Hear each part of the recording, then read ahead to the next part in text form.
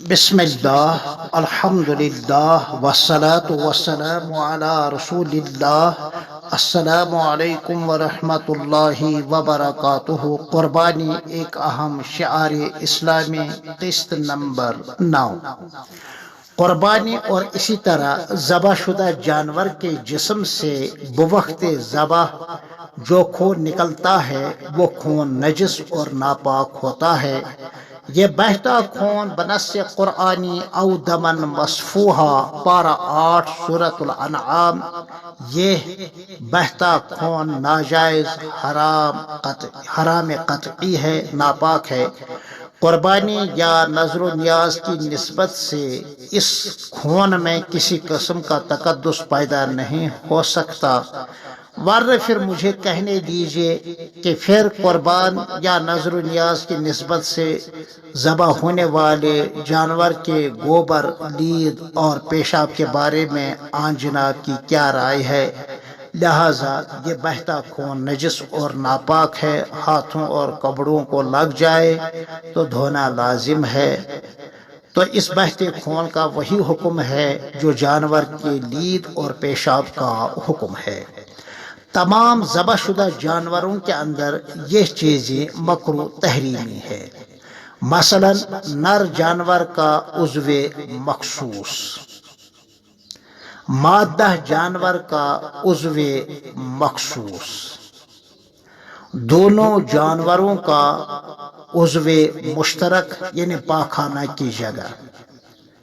Number 4 مثانہ، جس کو ہم یورین بلیڈر کہتے ہیں، یعنی پیشاب کا برتن یا اس کی تھیلی۔ نمبر 5 پتا، یعنی جگر کے نیچے ایک تھیلا سا گال بلیڈر۔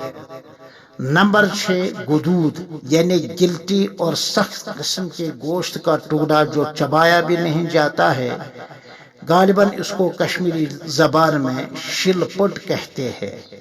نمبر 7 حرام مغز، یعنی گردن کا مہرہ، سپائنل کارڈ۔ اور نمبر 8 خصیتین، یعنی فوتے، کپورے، 2 ایگز کہیں، یہ کتابوں میں منقول ہے۔ کتاب الآثار ہیں، اعلاء السنن ہے، کنز الدقائق ہے۔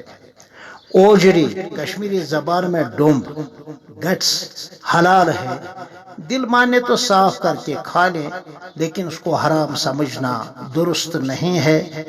آپ کے مسائل اور ان کا حل، جلد نمبر 4، فتاوی رشیدیہ جلد نمبر 1، کتاب الفتاوی جلد نمبر 6 میں یہ مسئلہ لکھا ہوا ہے۔ عورت اگر ذبح کرنا جانتی ہو تو کر سکتی ہے، چاہے حالت عذر یعنی نفاس اور حیض کی حالت میں ہو، یا مرد مثلا بے غسل ہو تو اسی حال میں جانور کو ذبح کر لے تو درست ہے۔ اس چھری کے اندر لکڑی کا دستہ ہونا کوئی ضروری نہیں ہے۔ قربانی میں کسائی کو بطور اجرت گوشت دینا یا ایسے ہی کسی حصے کا دینا، کھال دینا، گوشت دینا کسی بھی صورت میں درست نہیں ہے، بلکہ کسائی کے لیے الگ سے اجرت دینا لازمی اور ضروری ہے۔ بس یہ چند مسائل تھے قربانی کے حوالے سے، اور کوئی مسئلہ اگر ذہن میں آ گیا تو انشاءاللہ پھر ملتے ہیں اسی عنوان کے تحت قسط نمبر 10 میں انشاءاللہ تعالی۔ پھر ملتے ہیں۔ السلام علیکم ورحمۃ اللہ وبرکاتہ۔